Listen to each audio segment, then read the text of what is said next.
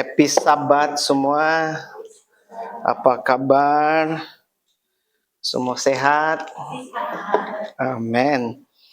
Dan saya doakan dan harapkan kamu semua diberkati sepanjang minggu ini. Dan terima kasih atas kehadiran kamu semua untuk acara siri khotbah evangelistik kita ya. Oke, baik. Saya mau mengulangi dulu apa yang kita belajar few weeks ago, how to give Bible study kan. Let me touch on few important things. Oke, ini dia. The goals of in giving Bible study. Pagi ini pelajaran kita adalah how to gain decision. Ya, bagaimana kita mendapatkan jawaban ataupun keputusan seseorang tersebut. Okay? Jadi dia berkaitan, sangat kait dengan goals ataupun tujuan kita beri pelajaran Alkitab. Pertama sekali, your goal is not just to teach the Bible, but to guide souls to what? To Christ. Ini yang the first thing. Sebab the purpose of Bible study is to gain decision. Faham kan? To gain decision. Di pengakhir Bible study itu kita mau jawaban, kita mau keputusan.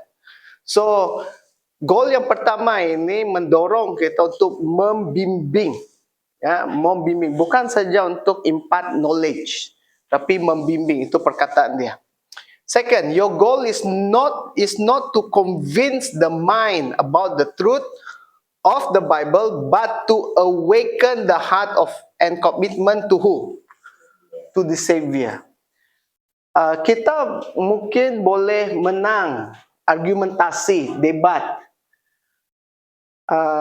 dari segi knowledge, minda kita.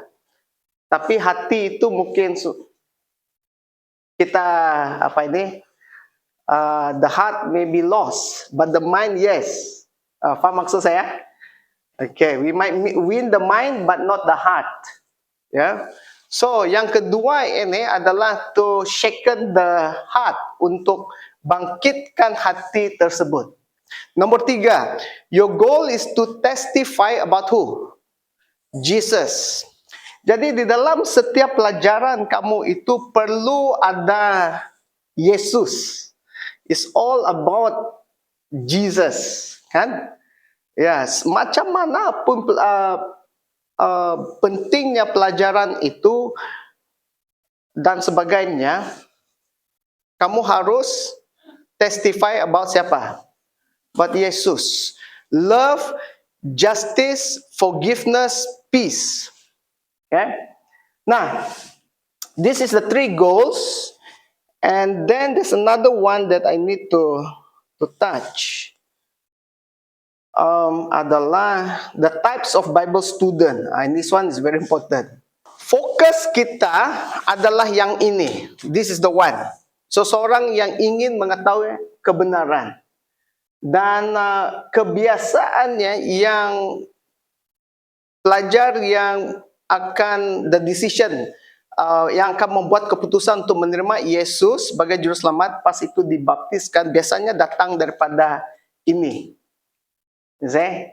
Ya, tetapi kita tidak boleh abaikan yang 3 ini. Yaitu yang pertama, people who are only curious. Mereka hanya mau tahu saja. Contohnya mungkin ada seseorang itu dari gereja yang lain. Oh, dia mau tahu kebenaran tentang berapa kebenaran tertentu yang Adventist ajar. So he just want head knowledge di sini. Ya, ini jangan kita abaikan. Kita harus terus tanam.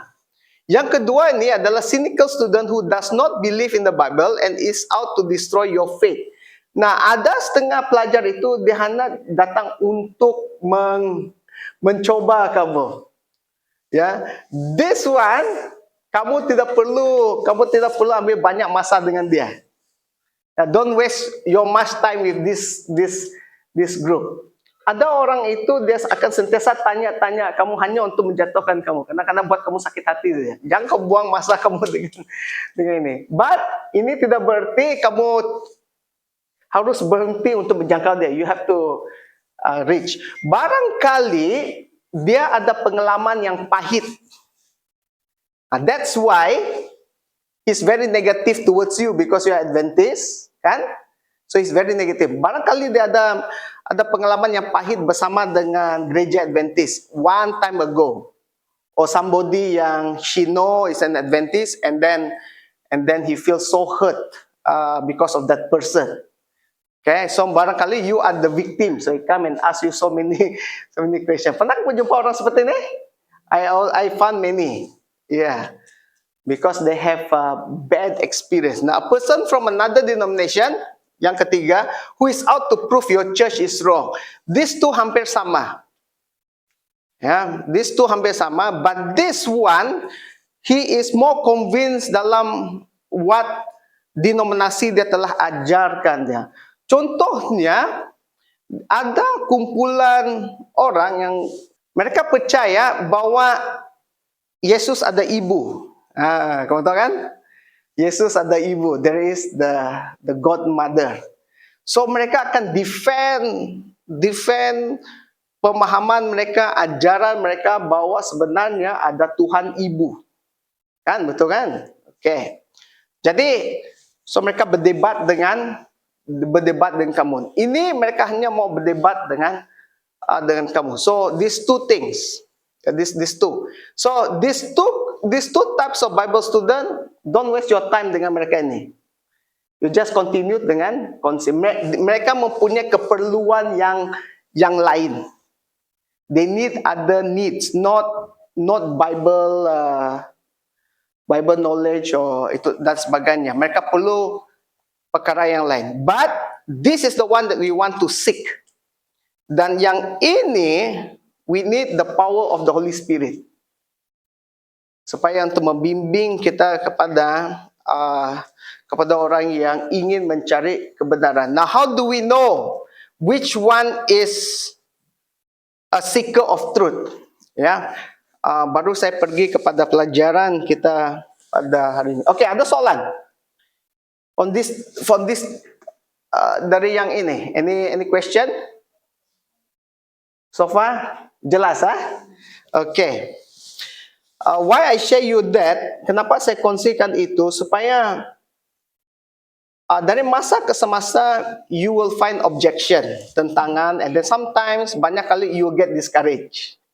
Ya, dan kadang-kadang you get discouraged is not because cara kamu menyampaikan maybe, tapi it's more towards bagaimana orang itu menerima kebenaran, right? So bukan semuanya salah kamu. Ya, so remember that. So sebab pernah ada yang kata, oh saya tidak mau bagi Bible study sudah, ya dia kecewa. Tapi there are few types of Bible students. Dan barangkali kita satu ketika pun begitu juga. We were there, kan? Betul kan? Any one of you? Ada di antara kamu, antara Bible study itu, antara the different types of Bible student? Okay. Anyway, now, how do we know when a fruit is ripe to be eaten? Saya ingin tanyakan kamu. Bagaimana kita tahu kalau buah itu sudah masak? Kalau durian. Kadang-kadang di luar itu sang hijau, tapi semestinya luar itu hijau, dia belum masak. Bagi satu cara untuk mengetahui bahwa buah itu sudah masak. Bau kan? The smell. Okay. Apa lagi? That you can tell. Ada retak sudah. Okay. That are some cara yang kita tahu bahwa kalau buah itu pun sudah masak. Kamu tidak perlu beritahu orang ini adalah buah durian. Dari baunya kamu sudah tahu itu adalah buah durian. Kalau saya bawa buah durian hari ini dan saya letak dalam bag dan kamu tahu itu buah durian kan? Sebab kamu sudah biasa hidup buah durian tersebut. Okay, the same thing, ini saya sudah share juga in the last presentation. Ada 5 karakteristik yang kita tahu bila seseorang buah itu sudah matang. Ya, biar saya put up all the five. Pertama sekali, dia tunjuk keinginan yang sungguh-sungguh untuk mencari kebenaran firman Tuhan. Dia excited about the lesson, pelajaran, Bible study. Dia tanya kamu soalan. He's engaged with you. Ya. Di masa yang sama juga, bukan saja dia bergantung dengan kamu untuk dapatkan maklumat, tapi dia sendiri juga mencari. Jadi waktu Bible study itu ada ruang yang kamu perlu beri kepada dia. Okey, baik, kamu balik ke rumah, kamu buka ayat-ayat ini, kamu baca ayat-ayat itu dan kamu cuba faham. Biar dia cari sendiri, korek sendiri. Ya. Kedua, pelajar yang matang, dia akan selesaikan pelajaran Alkitab itu pada setiap minggu. Dia tidak akan delay, dia akan rajin buat. Feel a need to change, rasa perlukan perubahan. Dia tahu ada sesuatu yang perlu berubah di dalam hidupnya, so dia akan cuba untuk berubah. Number 4, menunjukkan perubahan dalam gaya hidup sewaktu belajar kebenaran. Nah, yang keempat ini yang agak mencabar. Ya, agak mencabar. Sebab rata-ratanya mereka yang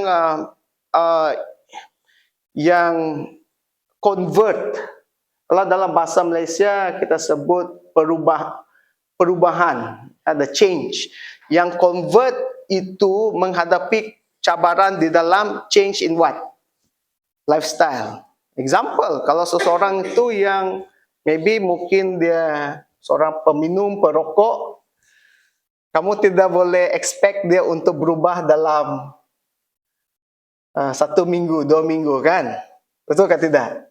It takes time untuk dia berubah kalau dia menghadapi masalah. Or mungkin orang itu, your student has difficulty dalam menyucikan hari Sabat. Ya, kamu tidak boleh terus kata, kamu harus berhenti kerja sekarang ini sebab kamu telah melanggar hukum Allah. Ya kan, betul kan? Ya, it takes time for them to change, ubah mereka punya gaya hidup. Jadi di sinilah, tapi kamu boleh lihat dia mau berubah, dia cuba sedaya upayanya untuk berubah. Mungkin minggu lalu dia hisap 5 kotak, mungkin minggu ini 1 kotak, begitu, 2 kotak, begitu kan? Oh, pastor, saya sudah kurangkan rokok saya. Puji Tuhan. Okey, terus berubah. Kalau minggu ini 2 kotak, minggu depan cuba 1 kotak. Dan pas itu pelan-pelan kan? Okey, so but dia tunjukkan perubahan itu secara konsisten.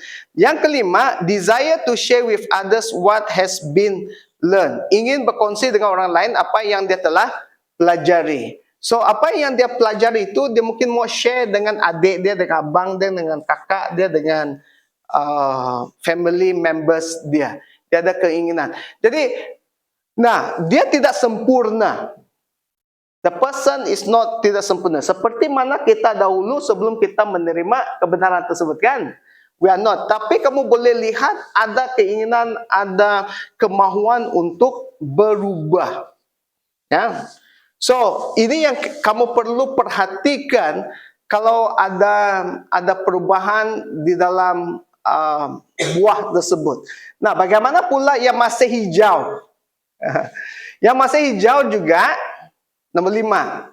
Usually we refuse Bible studies or make excuses not able to attend. So dia, hari ini saya tidak boleh Bible study. Dia bagi banyak alasan. Kadang-kadang alasan itu tidak munasabah, kan? But he will try to make excuses. Okay, tidak apa. Kita atur lagi untuk minggu depan. Ya. Saya banyak yang dalam kategori ini.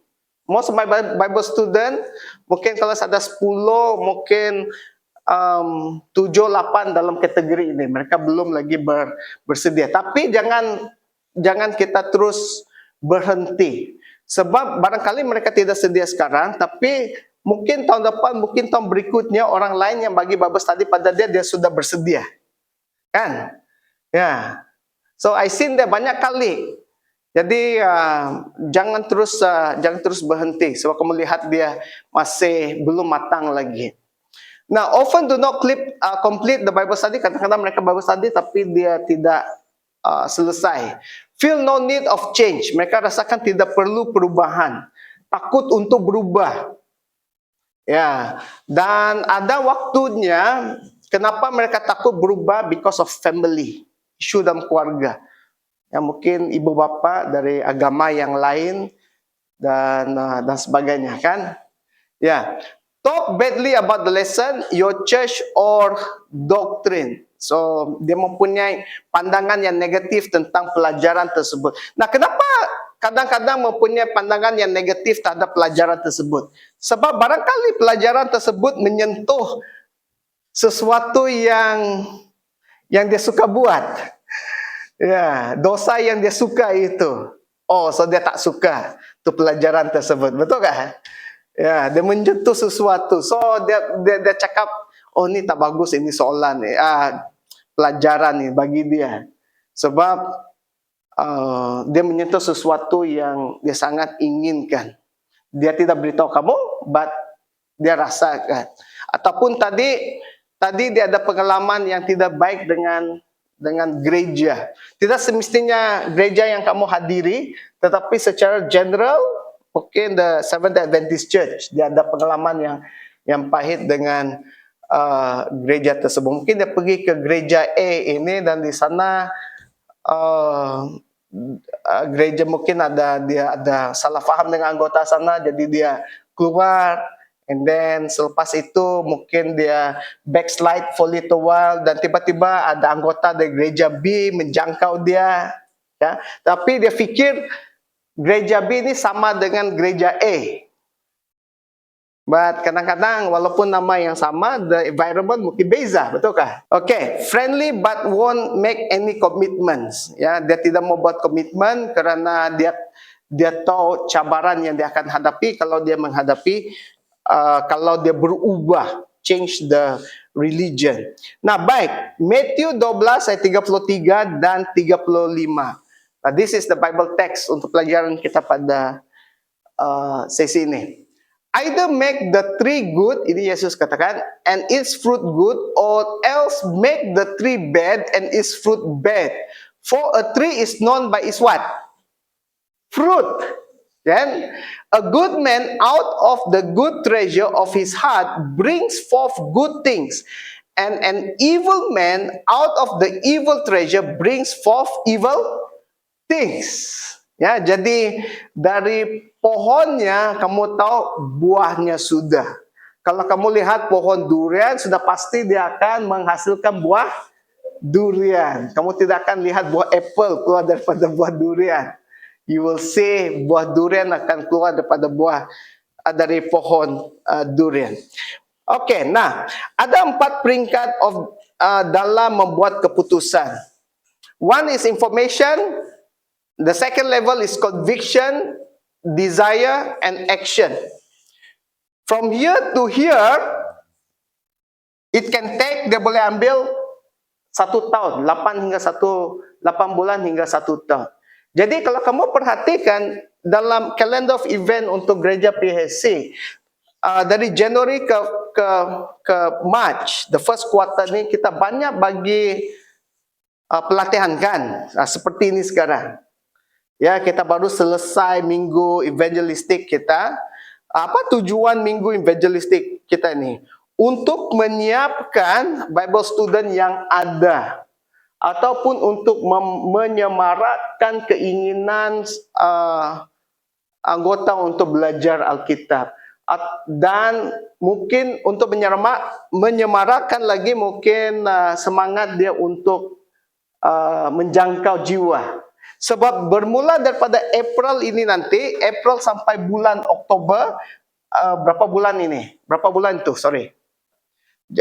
April, Mei, Jun, Julai, Ogos, September, Oktober. Dalam 7-8 bulan adalah masa period yang kita sebut Bible study. So dia mengambil masa 7-8 hingga 1 tahun untuk menyediakan seseorang itu bagi pembaptisan. Ya, jadi inilah sebabnya semua pelatihan dibuat pada Januari sampai Mac. Nanti April sampai bulan Oktober adalah period untuk Bible study. So you have the information stage, conviction, and then the desire. Selepas itu action. Nah, I will touch satu demi satu. This is not long. Jadi di bagian information ini adalah information on the subject must be clear and free of objection. Jadi setiap pelajaran yang kamu beri itu perlu informasi yang perlu diberikan itu harusnya apa? Jelas. Ya, sebelum kamu berpindah pergi kepada pelajaran yang seterusnya. Ya, so kamu perlu tanya, adakah pelajaran kita ni jelas? Dan di sesi yang lepas saya ada sentuh bahawa dalam setiap subjek ataupun pelajaran yang kamu berikan itu berapa ayat Alkitab yang kamu perlu tahu for one subject? Sekurang-kurangnya berapa? 4.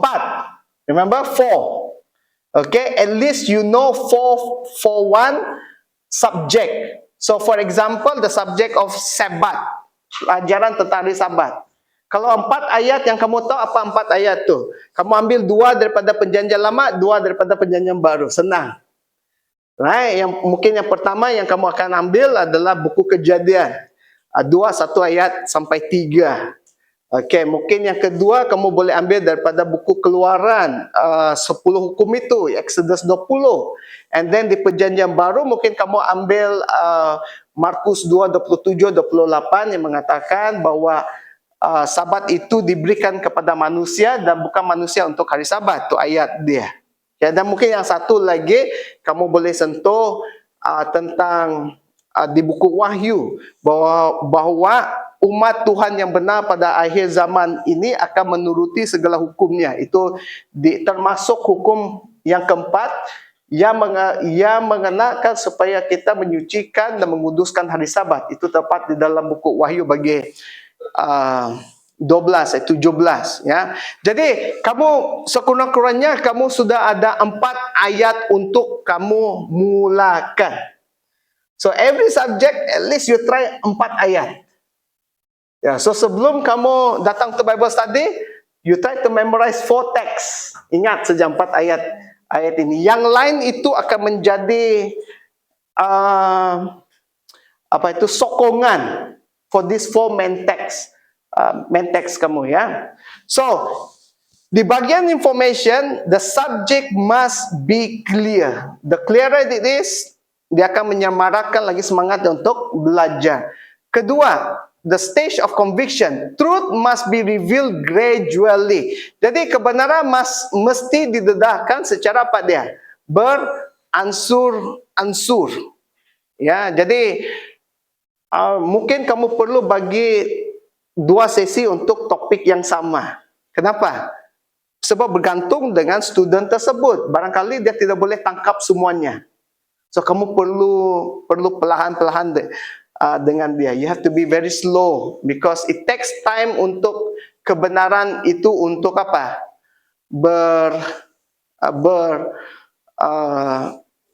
Untuk dia memahami. We must remember that if the truth is being presented in full force, it would merely blind a new believer. So kalau kamu terus bagi dia, contohnya tentang hari Sabat, kamu terus bombard dia semua dengan semua ayat-ayat itu, dia semakin dia bingung, dia sesat.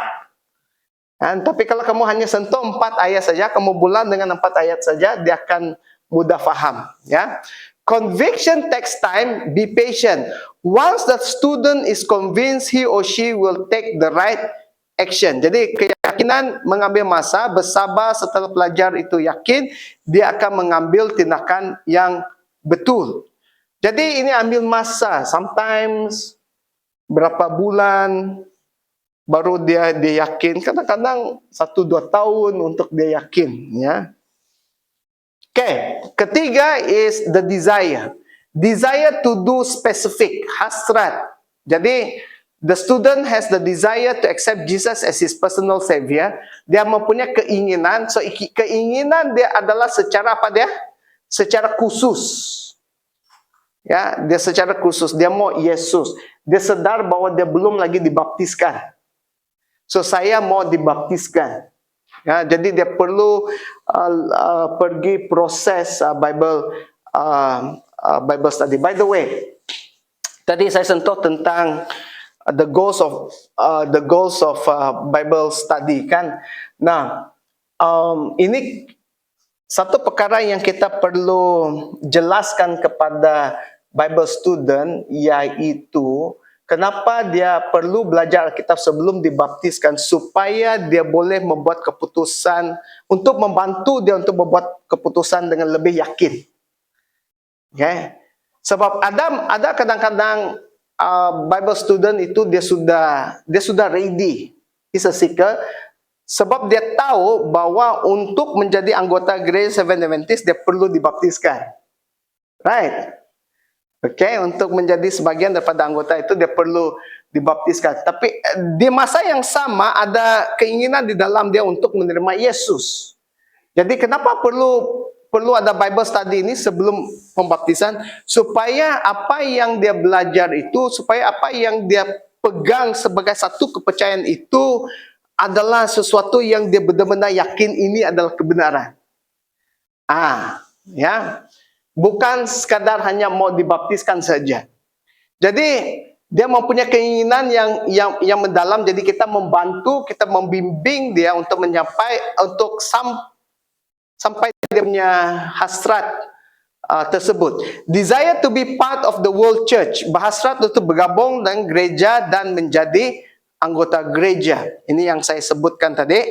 Desire to be part of God's mission. Nah, ini bagian yang ketiga ini perlu juga kita sebutkan. Ya, bila kita menjadi anggota gereja, kita juga menjadi sebagian daripada misi Tuhan. Artinya nanti selepas habis Bible study ini, habis dibaptiskan, apa yang dia perlu lakukan? Dia juga perlu mencari jiwa yang baru, betul kan? Ya, this is our calling untuk kita semua. So this is the desire part. Dia mempunyai keinginan yang tertentu. Ya. Nah, yang keempat, this is baru the action. By the way, this is my first baptism. That's why I put this picture up and got the date there. I was ordained pada bulan Januari. There were a few of us yang di-ordain pada bulan Januari itu. Satu dia adalah Pastor Friendly, saya, Pastor Friendly, Pastor Reni juga, Pastor Sanitan juga pada waktu itu. This year, 2016. And this was my first baptism. Yeah, this Ronnie nama dia. So I always tell him, I will never forget you. Dia sudah balik ke Sabah. Istri dia adalah Adventist, dia bukan Adventist. Yeah. But then dia sangat berminat dengan ajaran Adventist. So istri dia lah yang bagi dia Bible study. Sebelum istri dia suruh dia Bible study dengan saya. Time ini dia masih berkhidmat di Johor, di JB. Ada pegawai, I'm not sure pegawai mana dia, kesihatan ke, saya lupa. Dan istrinya berada di Sabah waktu itu. So kami Bible study di luar, di bawah dia punya quarters.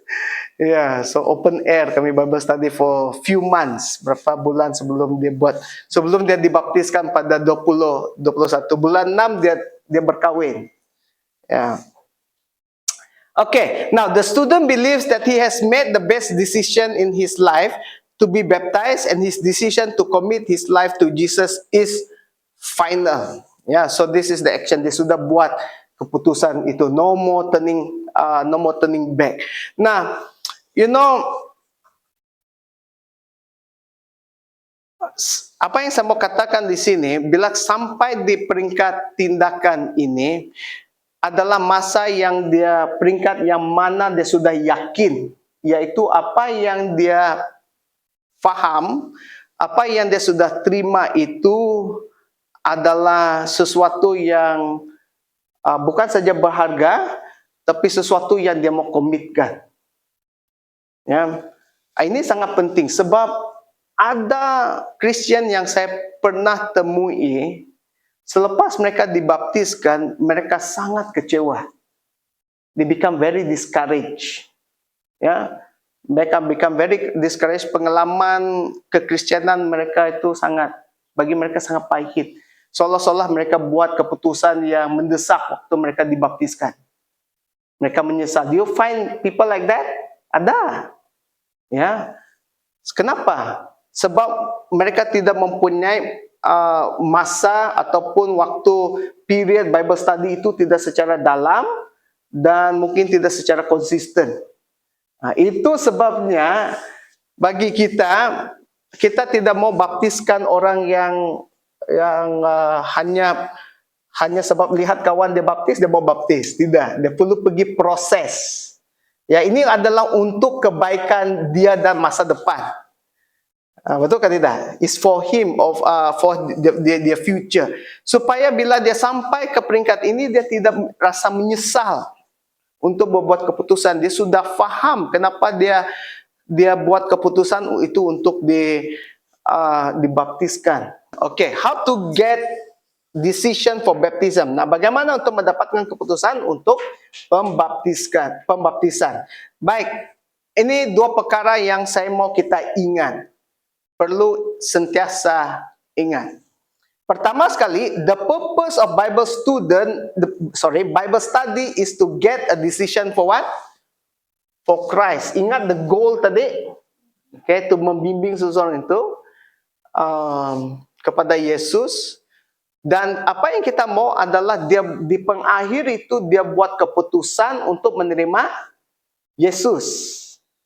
Okay, that is the purpose of Bible study. Nah, bila dia terima Yesus itu barangkali bukan pada waktu zaman kamu. Ya, jangan kamu kecewa. Kalau dia terima Yesus karena pada zaman kamu itu, maksudnya pada waktu kamu yang memberikan Bible study itu, puji Tuhan. Artinya dia sudah bersedia. Ya, kalau tidak barangkali the next year or the following year. The Holy Spirit is working in the heart of every seeker of truth. Ingat ada berapa jenis Bible student tadi kan, yang kelima ini. Jadi di masa yang sama Roh Kudus itu sedang bekerja di dalam hatinya. Oleh itu kita harus setiap kali bila kita ada Bible study, kita perlu berdoa supaya Roh Kudus itu yang berbicara di dalam hatinya. Minta Tuhan supaya Tuhan memberikan kamu pemberian berkata-kata, the gift of tongues. Ya, the gift of tongues. Ya, ini bagi saya ini satu keperluan bagi saya untuk beri hikmat, untuk memberikan pemberian berkata-kata. Why? Sebab ada waktunya kita tahu kebenaran itu, tapi bagaimana mau susun ayatnya? Betul ke tidak? We know it's in our head. Tapi dari sini macam mana kita mau katakan itu, macam mana kita mau susunkan ayat itu supaya dia jelas kepada yang menerima. Apatah lagi kalau kamu perlu berbicara di dalam bahasa yang lain. Contoh saya, ada masanya pelajar Alkitab saya berbangsa Iban. Saya perlu berbicara dengan dia dalam bahasa Iban. Dan itu satu kesukaran bagi saya untuk berbicara dengan dia dalam bahasa Iban. Oh, ada banyak kali saya gigit lidah saya sendiri. Ya, tidak mudah. Sebab untuk mengekspresikannya itu sangat susah bagi saya. Berbanding kalau saya bagi dia Bible study dalam bahasa Malaysia ataupun dalam bahasa Inggris, senang. It will just come out very fast. Tapi kalau dalam bahasa yang lain, jadi saya perlu banyak berdoa, Tuhan bagi saya kata yang sesuai. Dan tiap kali bagi Bible study dalam bahasa Iban, Entah dari mana ayat itu keluar, perkataan itu keluar, dia keluar juga. Yeah. Amazing how the Holy Spirit works. Okay, now how to finding the flame? Bagaimana menyemarakkan semangat tersebut? Now these are the things. Share the benefits. Kongsikan faedah. Always look at the positive side. Yeah. Pertama sekali is that the inner peace as opposed to the inner turmoil. Kedamaian dalaman berbanding dengan kekacauan. So there are a lot of problems in life. Banyak masalah. Kongsikan kedamaian dia. Share the peace, inner peace bila kamu contohnya second coming. Okay, let's say take about the subject on second coming, kan? Yeah. The subject on signs of the time, second coming. Kamu boleh katakan, after we study this lesson, ini pelajaran hari ini adalah mengenai kedatangan Yesus kali kedua. Dalam subjek kedatangan Yesus kali kedua itu juga kita sentuh tentang subjek tanda-tanda kedatangan Yesus, kan? Oke, salah satu tandanya barangkali di Matius 24 ialah kita lihat terjadinya gempa bumi, terjadinya bencana alam. Oh, baru-baru ini terjadinya gempa bumi. Dan kamu boleh katakan kepada dia, bila saya lihat semuanya ini apa yang terjadi di sekitar kita, semuanya ini saya memahami dan saya lihat dengan jelas apa yang Alkitab katakan ini adalah sebagian daripada tanda kedatangan Yesus yang tidak lama lagi. Dengan itu, karena saya tahu Yesus akan datang dengan segera, saya memiliki kedamaian dalam. Saya tidak risau tentang apa yang di luar. Sebab kenapa? Sebab saya ada Yesus dan saya memiliki kedamaian tersebut. Mengetahui bahwa dia sentiasa akan melindungi saya dan menyelamatkan saya. So, kongsikan the inner peace, kedamaian yang kamu terima. Kedua, receiving the Holy Spirit. Okay, so apa faedahnya when we study the lesson, bagaimana Tuhan membimbing kamu, bagaimana Roh Kudus itu membimbing kamu. Barangkali mungkin dalam satu situasi, and then Roh Kudus itu berbicara kepada kamu supaya dalam situasi itu kamu lebih bersabar. Dan kamu kata, puji Tuhan pada waktu itu saya tidak bertindak secara melulu, saya tidak bertindak secara mengikut emosi. So kamu boleh kongsikan pengalaman kamu, faedahnya, dan salah satunya adalah Holy Spirit. Okay. Kegembiraan yang benar. Dan yang keempat, forgiveness of sin and freedom from what? From guilt. This one, banyak pelajar Alkitab mempunyai masalah dengan dosa. Kalau tidak, semua. Dan kamu boleh kongsikan pengalaman kamu juga, bagaimana kamu diampunkan oleh Tuhan. Dan perubahan-perubahan yang telah berlaku di dalam kehidupan kamu bila kamu sudah menyerahkan, bila kamu sudah diampunkan dan juga telah bebas daripada rasa bersalah. Jadi fokus kepada apa dia? Semua yang positif, ya. Semua yang positif. Alihkan pemikiran dia kepada semuanya ini. Kurangkan pengkongsian tentang faedah dari segi materialistik. Contohnya, hari itu saya berdoa, saya perlu uang dan Tuhan, dan pada hari tersebut ada uang di dalam account saya. That is in terms of materialistic, kan? Betul kan? Okay, true. Ada masanya Tuhan menjawab doa kita dari segi materialistik. Ya.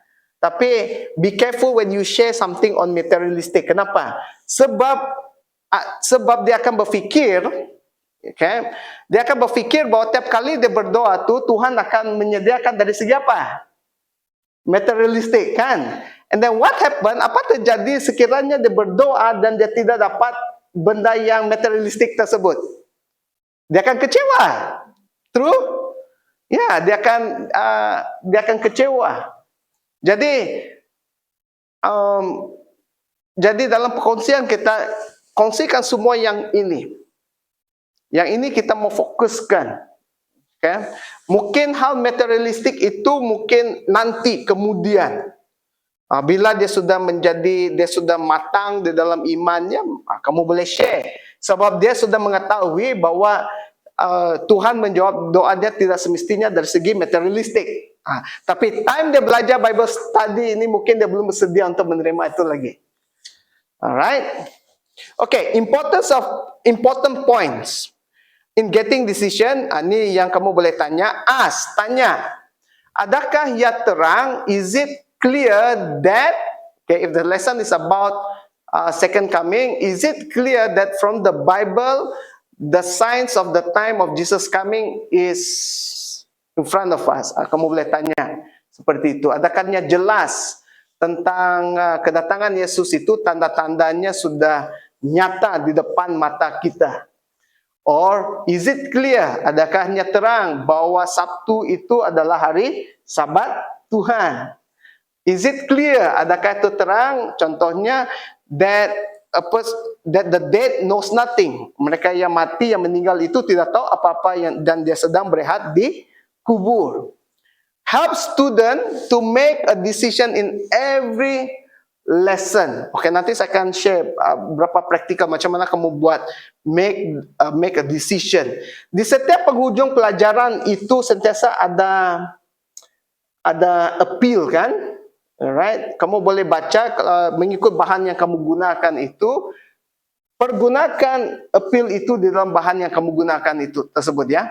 Tadi, okay, stress the blessing over the requirements of what?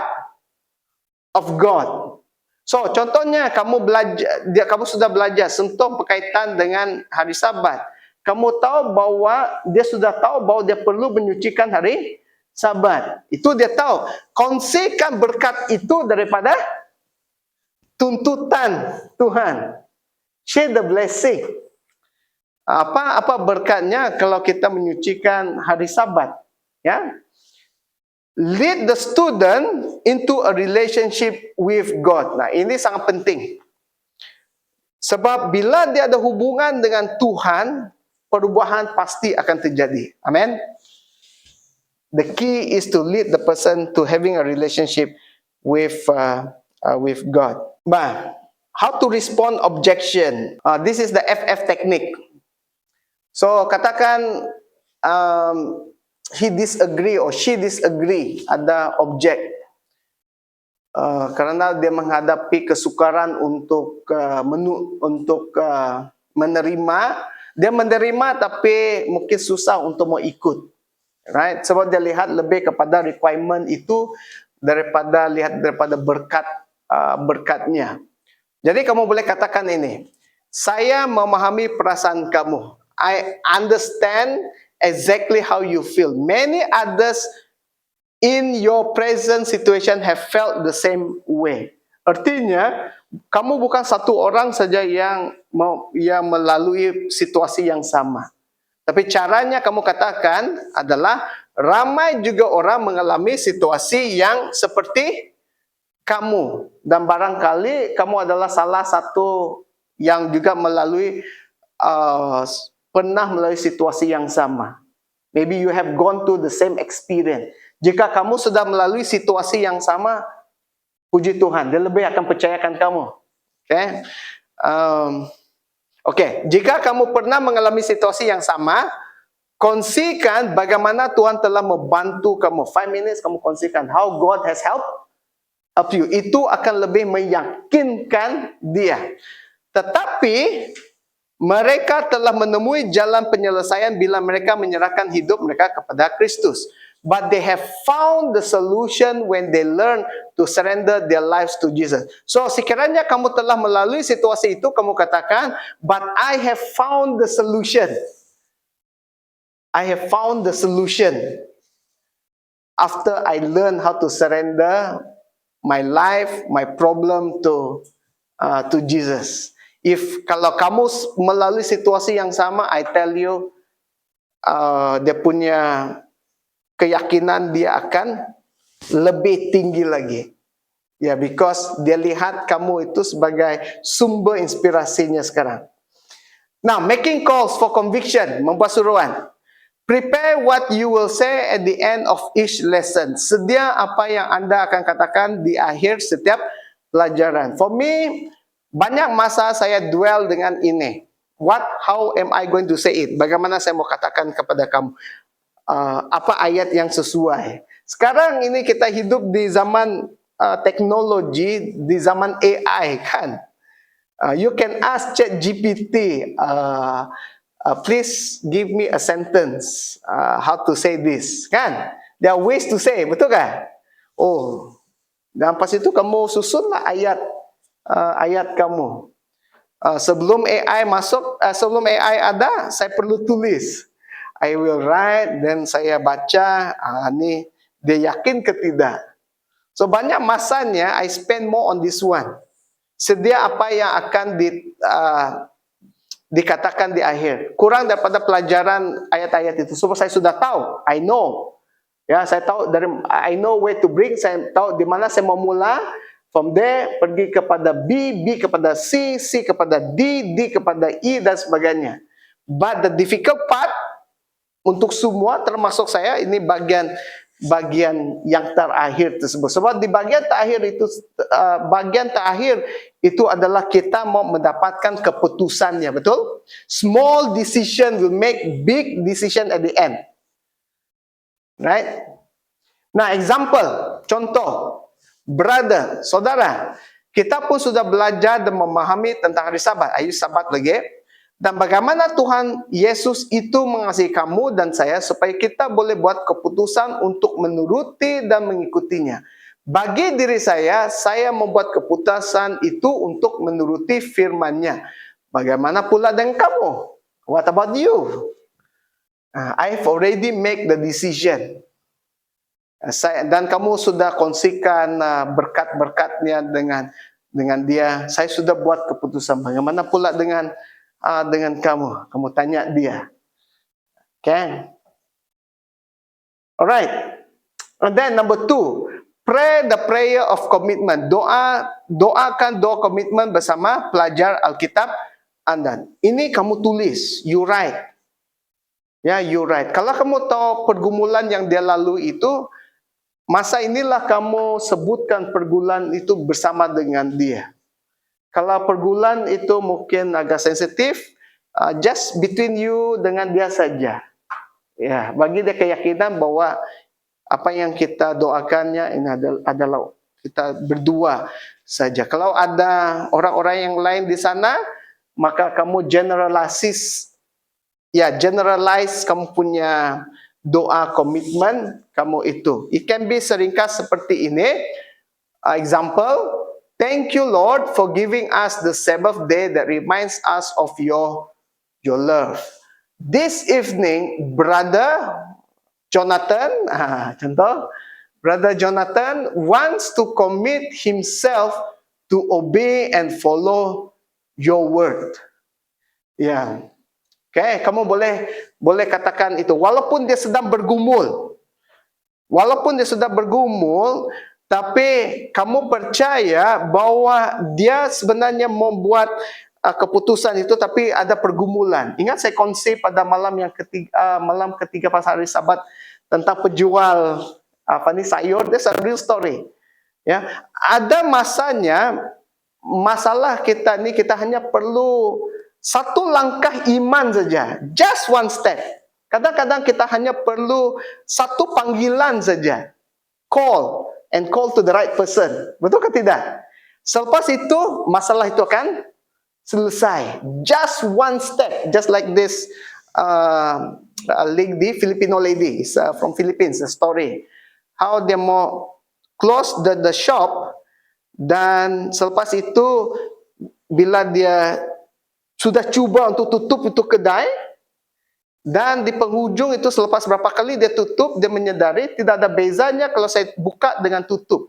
Malah kalau saya tutup lebih banyak berkat daripada saya buka. So might as well I close the shop on Sabbath, kan? Ya, pendapatan maybe almost the same, generate dia punya dia generate itu income, but berkat yang dia terima daripada Sabat itu dengan menyucikan Sabat itu lebih banyak daripada lebih baik daripada daripada apa itu keuntungan kewangan, ya. So dia mungkin bergumul, tapi dia perlu satu langkah saja, just one step saja. So you can pray this prayer. He wants to commit himself to obey and follow your what? Your word. Mungkin ayat yang kamu boleh tambah di sana adalah He loves you and he is struggling. Please help my brother. Saudara dan saudari, bila kamu sebutkan itu dan Tuhan bantu dia. Saya percaya, saya yakin, anything apa saja yang kita mau buat untuk Tuhan, Tuhan pasti akan tolong. Amin. Yakin, right? Tuntut janji tersebut. Kalau kita benar-benar mau menuruti Tuhan dan kita bergumul untuk menuruti Tuhan, kita minta Tuhan bantu tolong kita, Tuhan akan bantu kita. Itu satu janji. Tuhan akan pasti bantu. Cara dia bantu kita mungkin itu saya tidak tahu. How he would help. Mungkin lagi tambah masalah dengan kamu. It might be that way. Tapi itu caranya dia untuk membantu kamu, ya. So but God will help. So bila kamu doa itu, kamu sendiri pun harus yakin and claim the promise, ya. Kamu boleh masukkan ayat di sana, I want to claim this promise from Psalms bla bla bla bla. And then kamu boleh akhir dengan amin. Okay. Any question? We're going to end already. Here. So preparing, okay, this is the last part. This is the last part. Now, after that, bila dia beritahu yang dia mau sudah dibaptiskan, so after completion of the Bible study series, ask him if he would like to be baptized. Most of the time, ada waktu banyak kalinya if dia yang seeker to the truth, dia sudah ready untuk dibaptiskan. So untuk bagian ini kamu boleh tanya dia when he wants to be baptized, ya. Dan kamu boleh bagi dia borang pembaptisan. Kamu boleh minta itu dari sekretari gereja. So biasanya dia akan borang pembaptisan. Nah di dalam borang pembaptisan, sorry saya tidak ada gambar sini. Di borang pembaptisan itu kamu akan lihat ada janji-janji. 13 perjanjian pembaptisan, right? You still remember that? There are 13 vows. Semua 13 perjanjian itu adalah semua 13 pelajaran yang kamu sudah belajar waktu Bible study. They are all there. So you can go through with it. Oh ini kita sudah sentuh. And then ini saya sedang bergumul, but saya berkomited. Yeah. Okay, saya berkomited. Most important thing yaitu individu tersebut dia berkomited untuk melakukannya. Sebab pembaptisan juga melambangkan satu komitmen saya kepada siapa?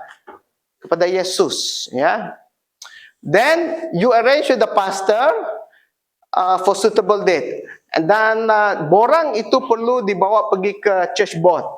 Ya, all baptismal candidate perlu pergi ke church board untuk approval. Pergi ke church board dan kita tentukan tarikh sebab kita mau jadikan pembaptisan itu sesuatu yang istimewa. Baptism is a special occasion for you, right? It's a special occasion. It is like your birthday, seperti hari jadi kamu, kan? Ya, it's your spiritual baptism. Kita boleh atur masa waktu birthday kamu supaya bila kamu ingat birthday kamu pun ingat apa? The day you were born spiritually, kan?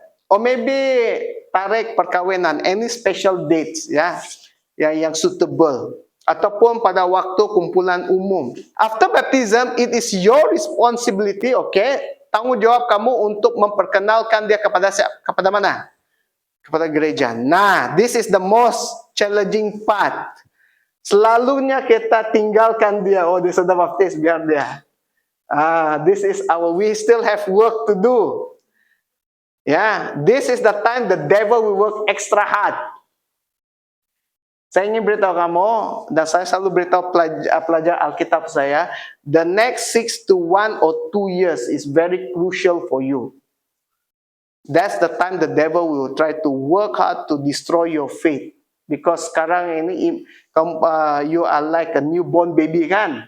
Bayi yang baru lahir, ataupun tanaman bunga yang baru ditanam. Dia perlu banyak kena siram air. Kan? Perlu dijaga.